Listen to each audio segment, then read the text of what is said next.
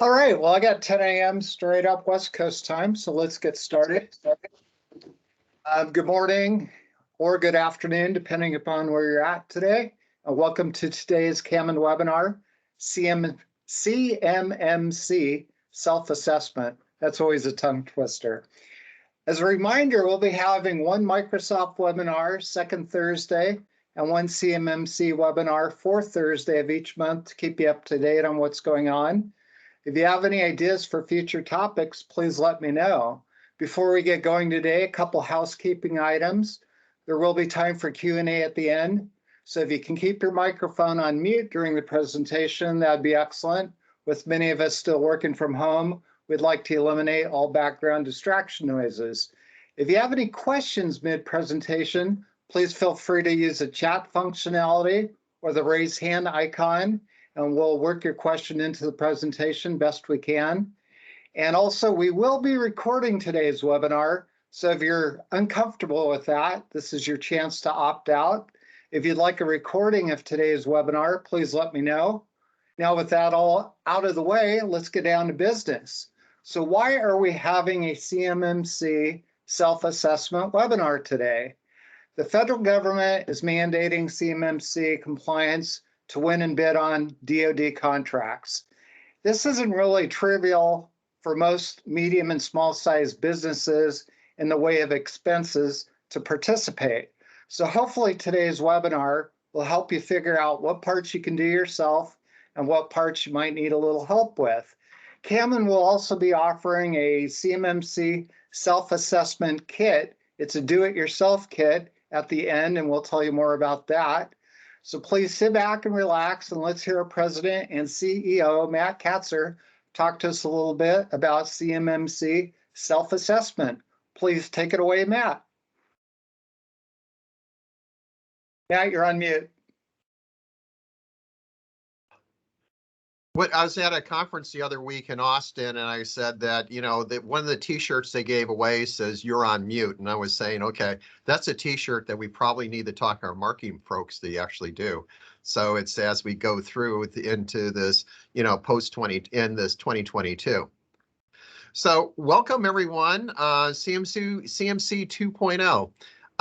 When I put this material together, I was thinking about, there was a DoD town hall on the CISO. There's been some changes and everything, so I incorporated the latest changes from the CISO in terms of the office, also in terms of the CMC accreditation board.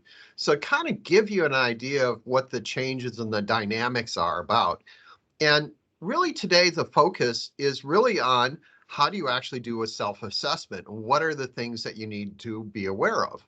So I'll give you some tips and pointers. We're going to walk through an example of it to give you an idea of what are the things that you have to look at.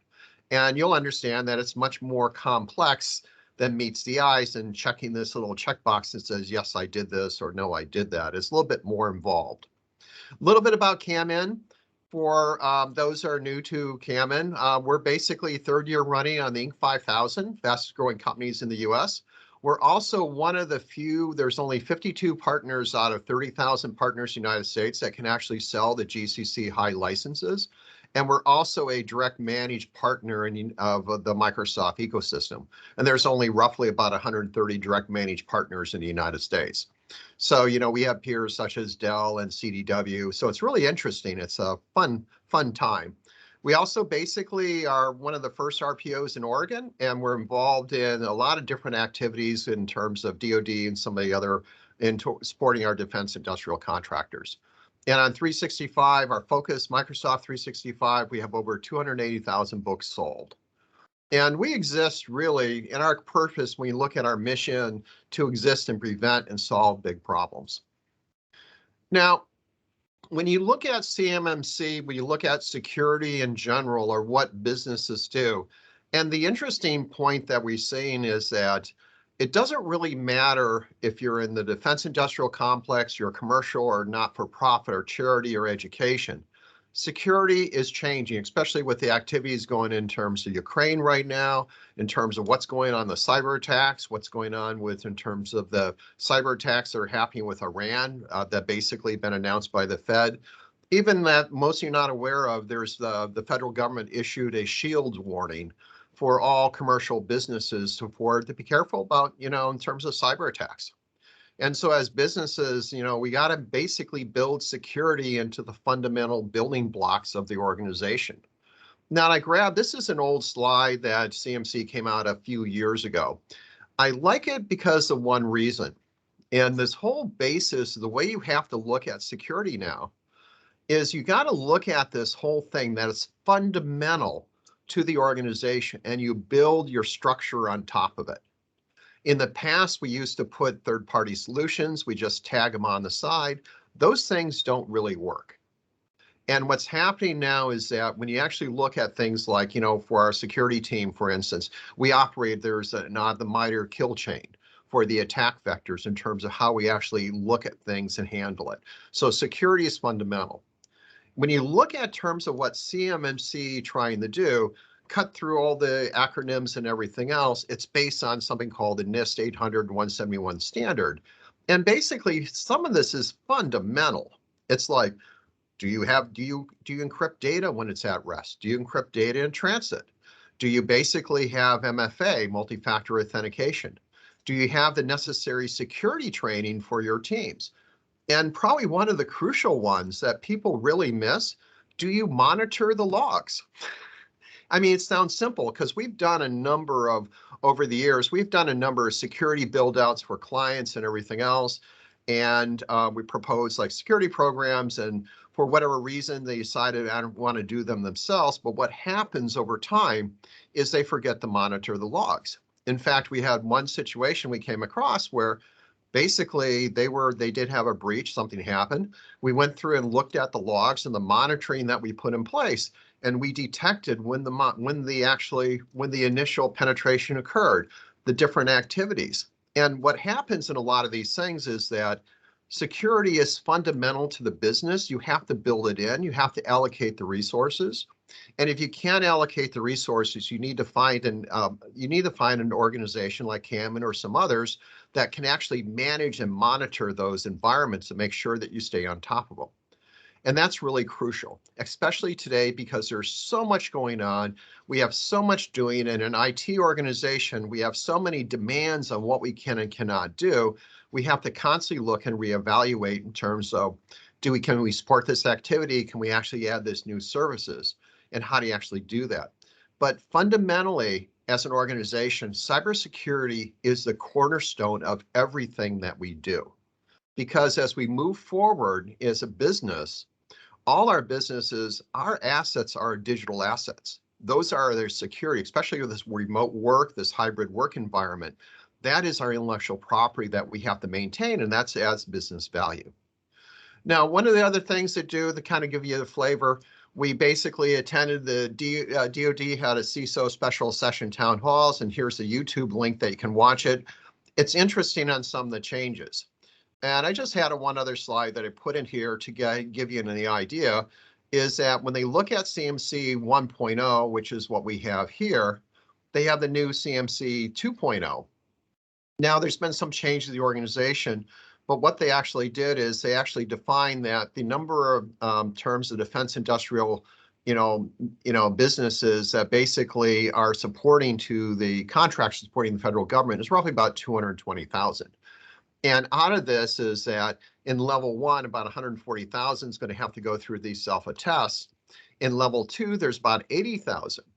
Now, the interesting thing of what the DoD CISO said in the February 10th meeting is that, yeah, you can self-attest. You should do that to get yourself prepared, but you're going to have to go through a C3PO.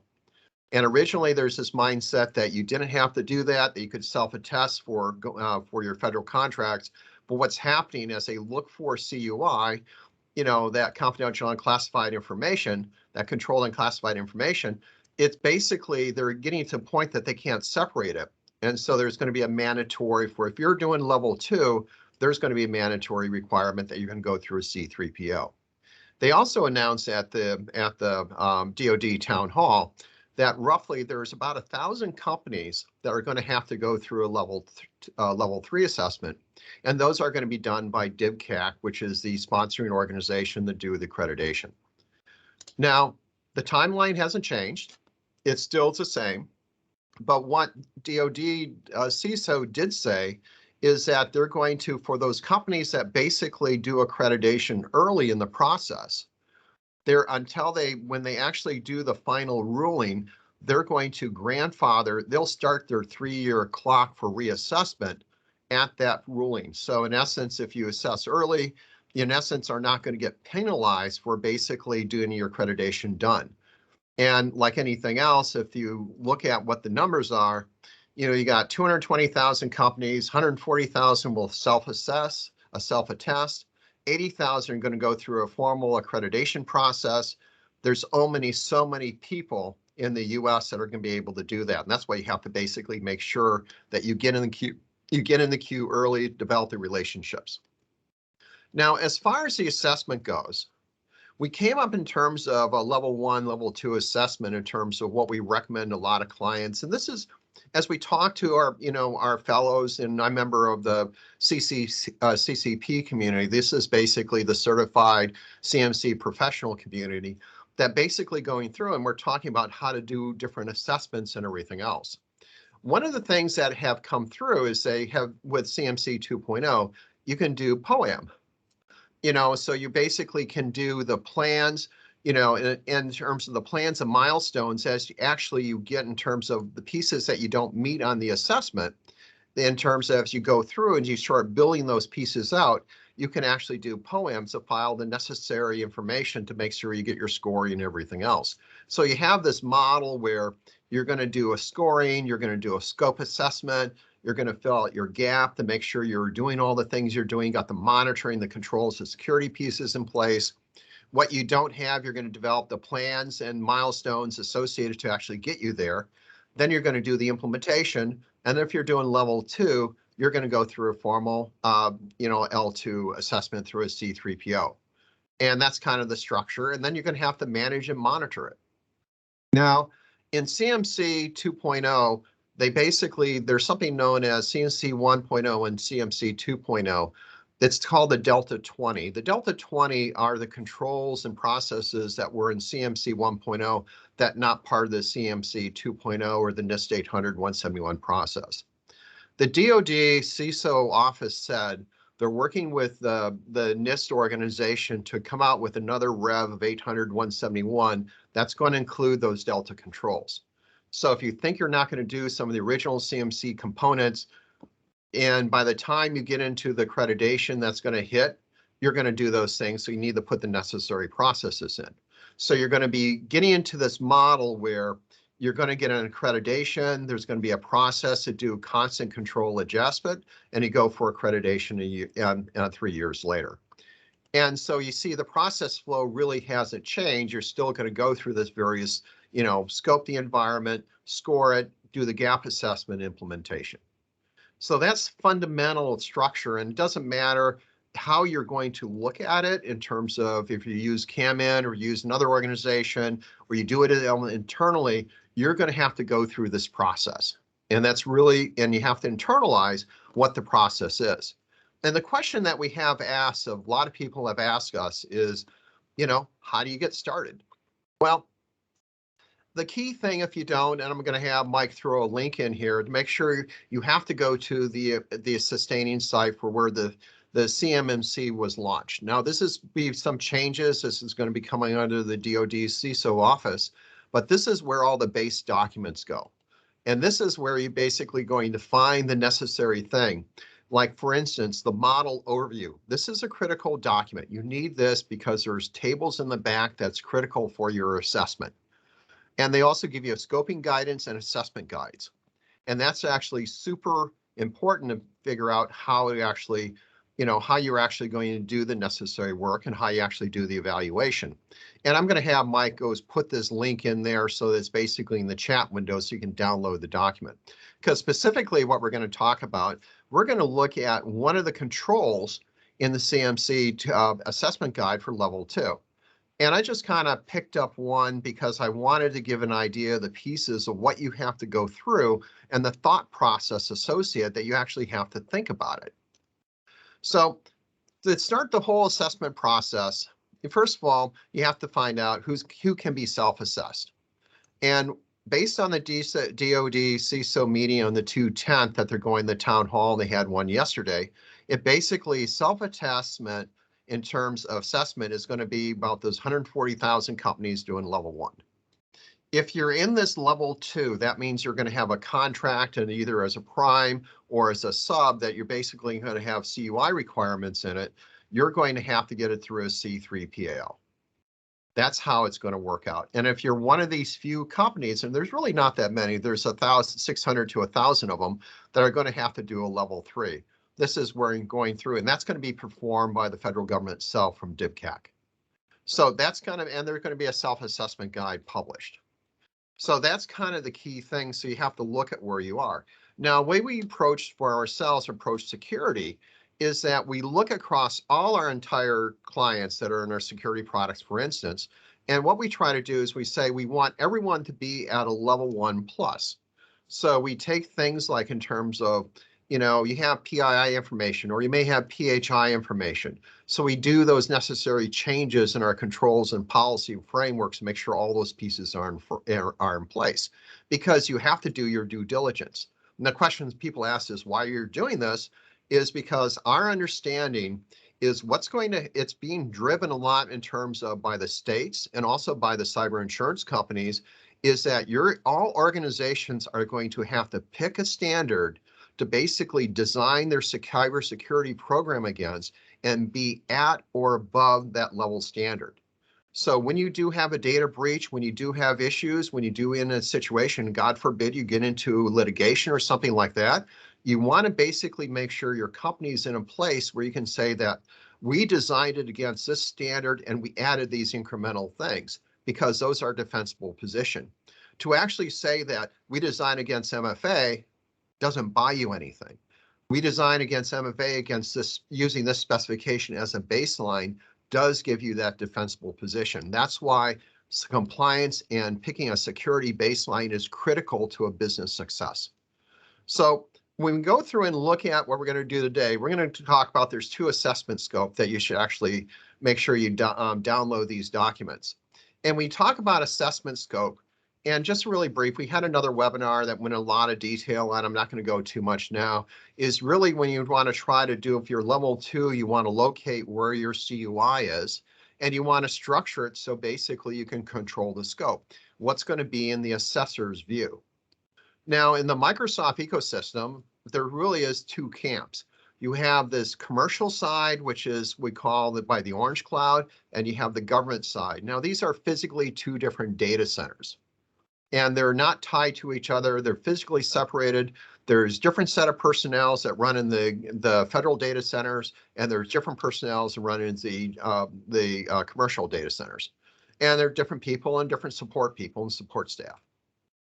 So when you start looking at this environment, you do this concept of cloud separation. Now, this is actually in, you know, when you do the assessment guide, they talk about this. But what happens is you have this concept known as SPA. A security protected assets.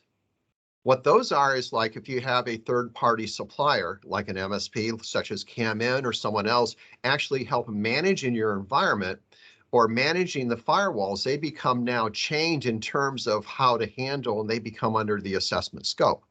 So you have to really look in terms of the environment. So it's not just your organization now that you're looking in terms of how to make sure you're compliant with NIST 800, 171, if you're targeting for a level 1 or level 2, but it's also the third-party organizations that you're actually dealing with to make sure they put the necessary controls and structures in place that they're compliant as well. And then if they need to actually provide their credentials or the compliancy, they can actually do that. That's how things are changing. And with stuff that's going on Ukraine and the fallout with the Russians that we're actually going to see in terms of the cyber attack from Iran and what's going on in Europe, you're going to see a lot more demand in terms of what actually happened. So in the assessment scope, you have to define the pieces. Now, we're on the Microsoft side, of course, and there's something known as a CMMC 2.0 placemat. And this gives you an idea of what basically when you start looking in the environment, so what you have to actually do, but also what your suppliers have to actually do. So it's all about trying to make sure you build that cybersecurity baseline in. Now, assuming you scope the environment, you got all those pieces done, what is the next step that you do? Well, the classic one is you collect the information. You got all your policy and procedures and process documents. You got training material in terms of how you're training your staff, how you're training your IT folks.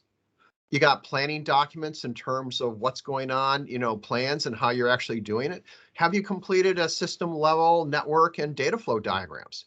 Which is really important because you have to basically, you're not only trying to show where things are in your network, but you're actually trying to show where data flows between the organization.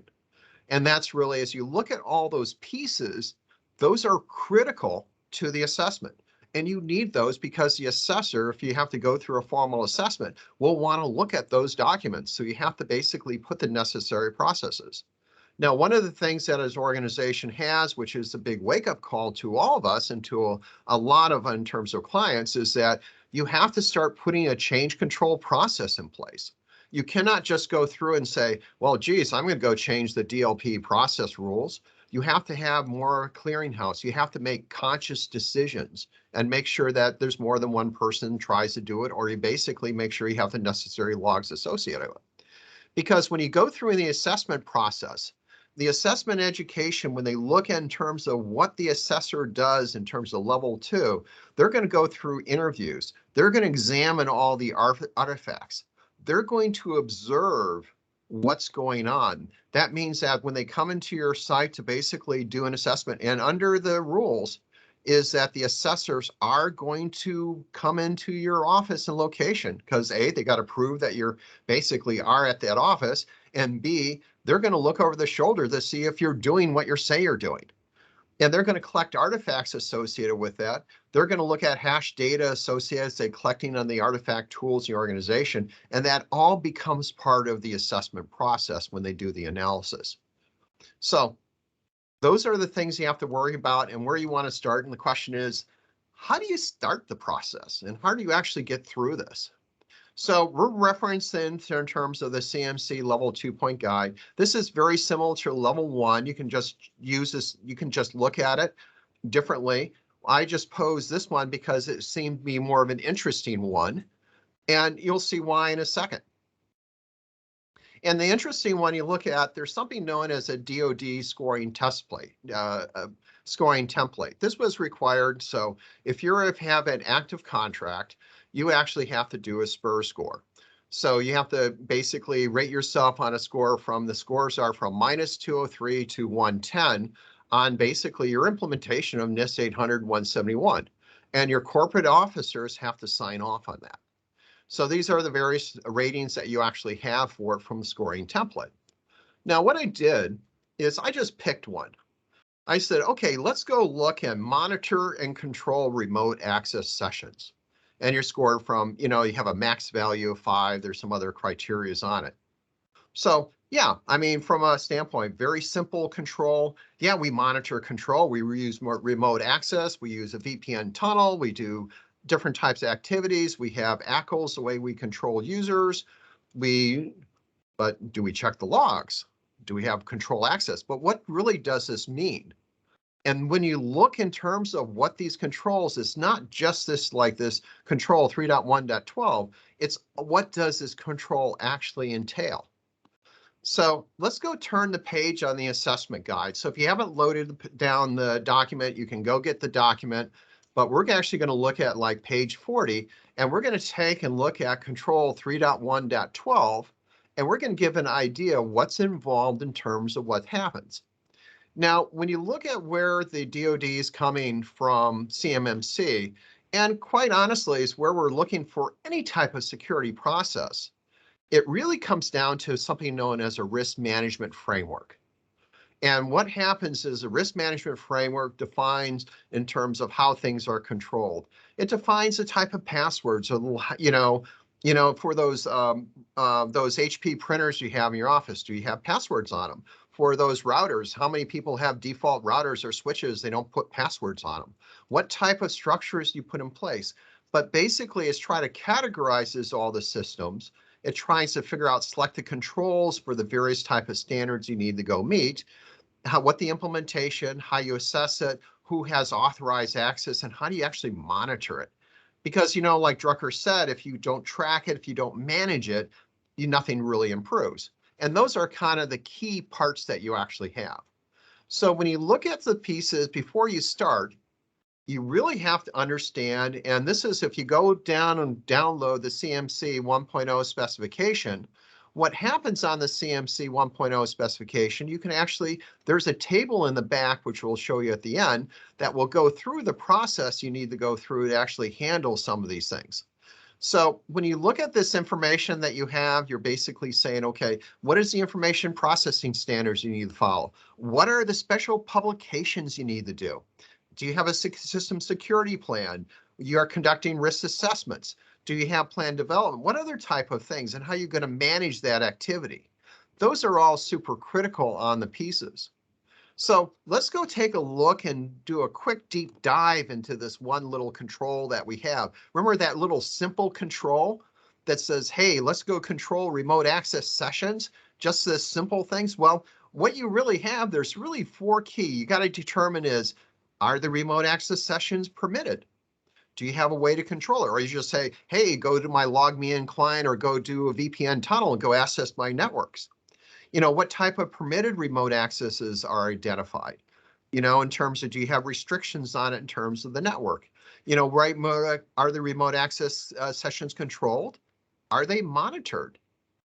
What are the information that you have? So when you actually go through and you look at it, these are, and then you start saying, okay, what are the assessment methods that you actually have it? And so when you actually see what the assessors will examine, and this is in the assessment guide to give you an idea what you have to look at, they're going to actually go look at these things. Is that what restrictions do you have? What's the configuration? What plans do you put in place? Where's your system design documents that show the data flows? So if you come in remote access the environment, what can you access? What can you not access?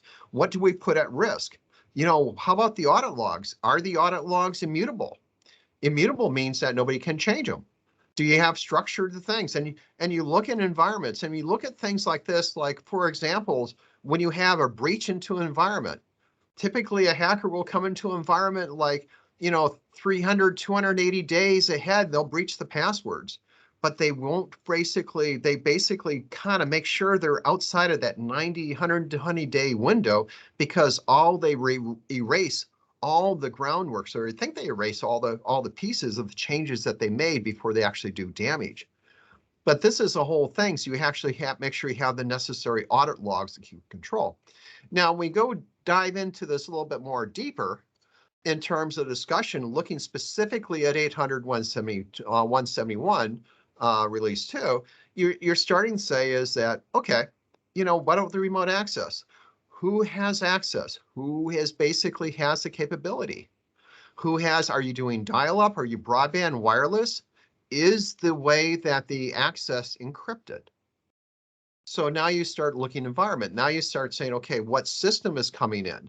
That's like when we do like our GCC High clients, we actually have a separate GCC High tenant that we use for the DoD environment that we're basically isolated from our commercial environment.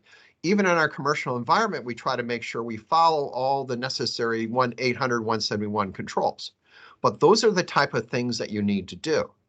Now, when you actually expand this and looking further, you see that, well, geez, suddenly that saying is referring that I got to refer to 846, 800-77, 800-113. Well, I thought this was an assessment for CMC level 1. Level 2 for 800.171. It is. But what happens is that CMC references other controls, and you have to basically knowledgeable and look at those controls. So you got to understand all these things. So when I actually look at AC, the AC level 2 3.1.12, which is remote access on the assessment guide, suddenly I find myself as, oh, I got to look at 314. I got to look at 313. I got to look at access for privilege access. So you get into the situation that it basically now you're starting to look at the additional reference documents, and you have to go through and say, okay, am I doing the necessary things? Is my access encrypted? Privilege access commands authorized? Can someone access a PIM to get it? Is MFA deployed? Do I need tighter MFA controls? And that's the key part of all what you actually have. So when you actually look at it, then you start peeling these things out and you start going through the assessment guide, you see what the additional things that you need to actually do and accomplish on it. And this is the whole basis of it. So when you start asking the questions, the assessor is going to say, okay, are the systems configured? You know, what type of automated processes you have? And those are the other things. Now, the interesting thing, and this is actually located in the CMC Guide 1, is that when you actually go through and look at terms of this control right here that we actually have for the AC1, and then we turn around and look at what controls a map, I actually have to go look in terms of the FAR clause in my contract. I have to go look at the NIST 800-171. I got to go at the NIST CFF framework, you know, the framework we just talked earlier, because what happens is the controls are all cross-mapped to different things. And what you do have to do when you do your self-assessment, you have to go look at those other documents and say, yes, do I meet this? Do I meet AC 17-1? Do I meet DE CM-3? Do I meet DE CM-7? So when you look at that simple question, is that scoring point that you actually have, there's a lot of detail associated with it. And that's really the key thing. That's what you need to worry about, is you got to look in terms of where are the controls and how it maps through.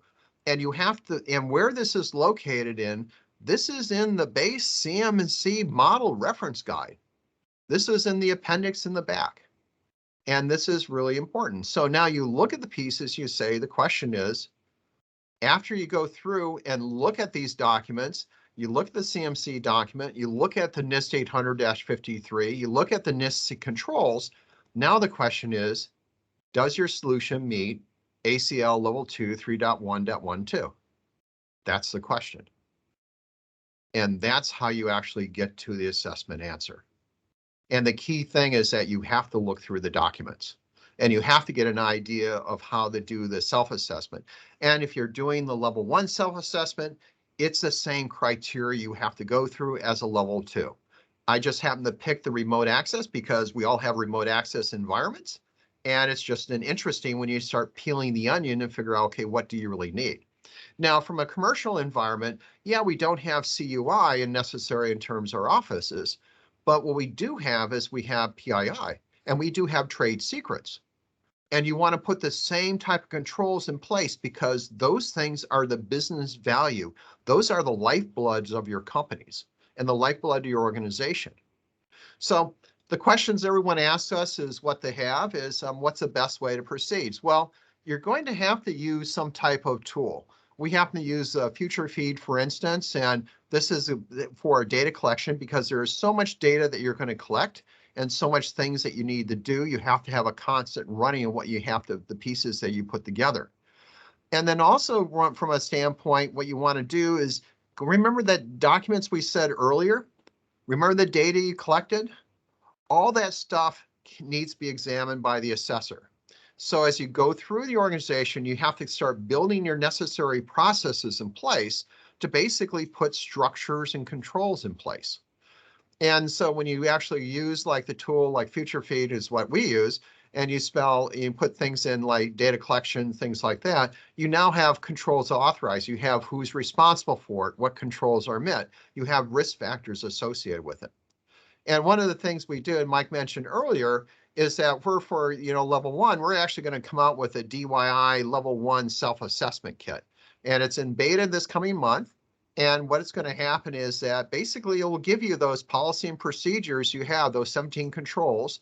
You'll have a trial subscription to Future Feed, and it's going to be based on the Microsoft 365 E5. And plus, we're going to have some compliance advisor hours. So we're going to give you the templates to actually give you the pieces there, but so that basically get you started. Because as you go through everything that you look on where you're trying to put together, you're trying to put the necessary controls in place so that basically you have the tools you need to basically secure the organization. So what is the things really to do from a next step, and we'll open up for some questions, is really, move your licenses to a company that can handle GCC high. So if you have that issue that you need to do CUI information, you can actually build that enclave and you can isolate it and start your journey and start it with our CMC test self-assessment kit. And so give us an idea. Feel free. You can fill out a form and get some information on it. But basically, download the CMC model guide, look at what you need to do, look at the appendices and see what the references are that you need to do. Because it's much more than say, check, check, check, check. It's like I showed you when we look at 3.1.12, the remote access, we got to look at a couple different specifications and make sure we're compliant. And with that, let me throw it over to you, Mike. Thanks, Matt. Bob. So I bet you guys will never think of remote access controls the same. So we'd like to open it up to any questions you might have at this point in time. Feel free to unmute yourself, or you can use the chat window, whatever you prefer. But, you know, Matt went through quite a bit there in a short period of time, so I'm sure you have some questions.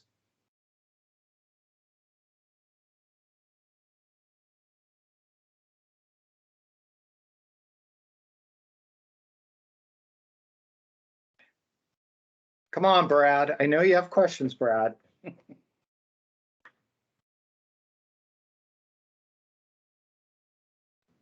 No, I don't, but it's clear as mud.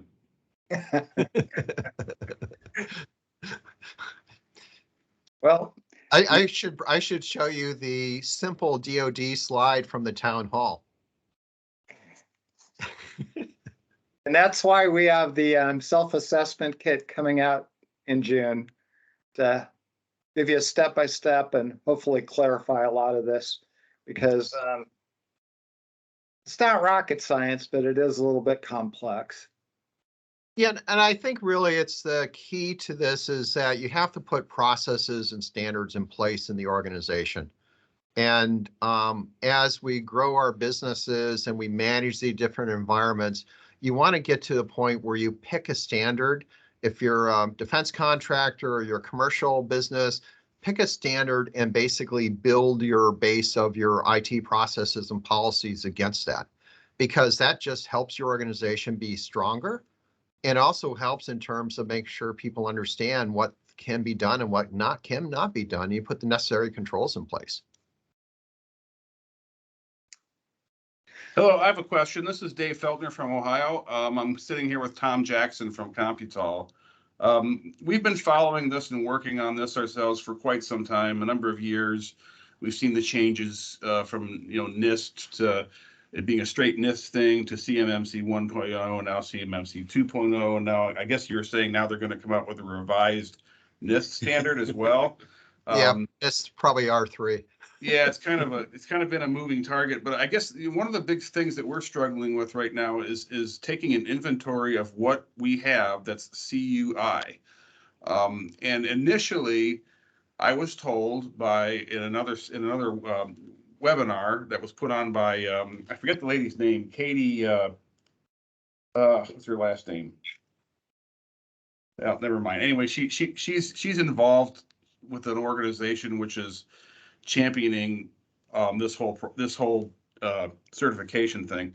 Anyway, they said that the contracting officers were the people that were supposed to specify to you what was considered CUI and what wasn't. But we've had a really difficult time. I've looked at all of our contracts. None of them make any of that, such a designation. And I've tried to contact our contracting officers, and we've had a really difficult time. I have like 14 or 15 different people that we're working with. I've heard from one. So we're having a hard time figuring out what CUI is. Are you guys seeing the same sort of difficulties, and what are you doing about it? Or are you just treating everything as CUI? Well, I mean, first of all, if you follow like the National Archive has a definition of what is CUI, that's kind of the basis. As you've gone through a couple of administration from the different documentation from the Rainbow Pack and everything else, in terms of the Rainbow document, different classification that DoD had, they basically moved into a standard of that things have to be marked CUI. The contracting officer control it in your contract. So, and there's a lot of issues associated with they're trying to clean it up. Now, what's been happening is that we've been finding with some of our defense contractors, they're getting accounting invoices that are stamped CUI. And so, and they're trying to figure that what's happening is that when you get those things, those are data spillage because if they go in a commercial environment. So there's a lot of, as the organizations, as the federal government is trying to standardize pieces, they're also trying to clean this up. And I think in some ways it's, you know, you have to basically use your judgment on a lot of pieces, but it's really the contract officer really controls it. As the DoD sees, so if you haven't attended the webinars, it's recorded on, they have published it on YouTube. And they go through a process in terms of what they're going and how they're going through the process to make sure the new contracts that are coming out have clearly specified, they have CUI in them, they don't have CUI, and try to make sure the information's there. The challenge areas that defense contractors has that if you're contracted to produce something and that what you're producing is CUI, it has to be labeled and marked such and basically informed under your contract terms. Okay, yeah, we just haven't seen any of that, and I'm surprised because you know, as far along as this has gone now, and you know, one of the reasons I wanted to talk with the contracting officers too for the people that we work with is just to find out where their head is at in this whole process. And you know, but I haven't, like I said, that I haven't been able to even get in touch with them, so it's been kind of difficult for us to protect the information when we don't really know whether what we have is CUI or not, and then of course whether or not we're supposed to flow that down to all of our vendors. How does that work too? Because I know in the past there was a flow down requirement. So say for instance, we have a government contract and we need to have a piece of, we're not metal manufacturers, we're PCB electronics and assembly and engineering services. So, you know, we subcontract out the stuff that we can't do. So we might have to pass along a drawing maybe that has specifications, you know, that tells them how to basically make this part. And I assume if that was CUI, that the person we're sending it to must also be CMMC compliant. But how do we enforce that? Do we have to enforce that on them, or does the DoD say nope, you can only use CMMC providers? Well, what happens in your organization as you go through and you're under interim rules, the flow down is in effect. So if you're flowing down to manufacturers and everything else, whatever the level that you have your flow down, that's required. And the subcontractors, if they're actually doing work, actually have to do their own SPURS filing as well. So they're required to basically say, okay, we're going to only be level 1 or whatever, and do the necessary self-assessment for level 1, make sure it get filed in the, you know, gets filed in the PI for, that's a, SPURS is the supplier performance risk system. Right. So yeah, we've done that, and I got to log in through PI on that as well. Yeah. Yeah. Okay. And your subs are going to have to do, they have to do the same thing. Because as go through, and they're going to have to make sure they get their cage code and everything else, because as they're going through, is the process the way it's been explained to what the changes they're doing. As the contract officer is going to start awarding contracts, they're going to figure out, okay, which suppliers are we actually using, and what is going to be what's their SPUR scores of the prime and the subs that they have associated with it to deliver what they want to do, and what's the risk associated with it, vendor A versus vendor B. They're trying to turn in my opinion, what happened is they're trying to get a point where they're going to have, you have two vendors, roughly the same price point. Vendor A is using these subcontractors. They have SPUR scores of ABC. Vendor A may have gone through a formal assessment. Vendor B is self-assessed. They have SPUR scores through BCD. They're both, and they'll look at saying, okay, which one is going to give better quality, which one will have less risk, and which one should we think is going to be better for the country. And they're going to pick based on that. That's what I think ultimately will happen. Okay, thank you. Excellent questions, Dave from Ohio. Thanks. Anybody else?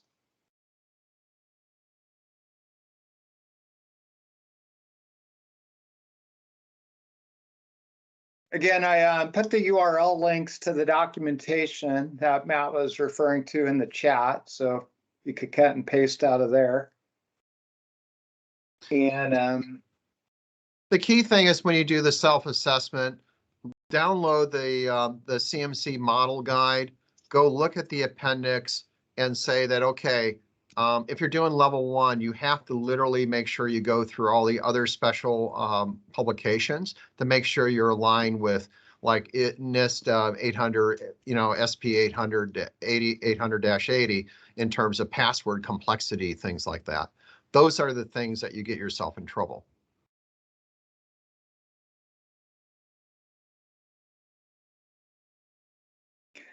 all right, any more questions? Anybody?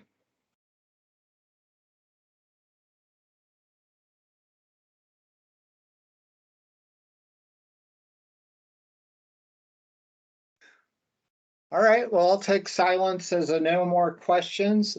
We do appreciate your time today. And a reminder that we do have a CMMC webinar the fourth Thursday of every month at 10 a.m. Pacific time. So we'll be sending out invites to the next one, and please feel free to join us and bring your questions. And one more time, anybody have anything they want to talk about regarding CMMC?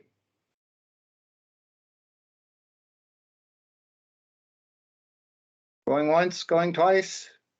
All right, again, really appreciate your time today. You guys have a great day. Thank you. Thanks, everyone. Bye.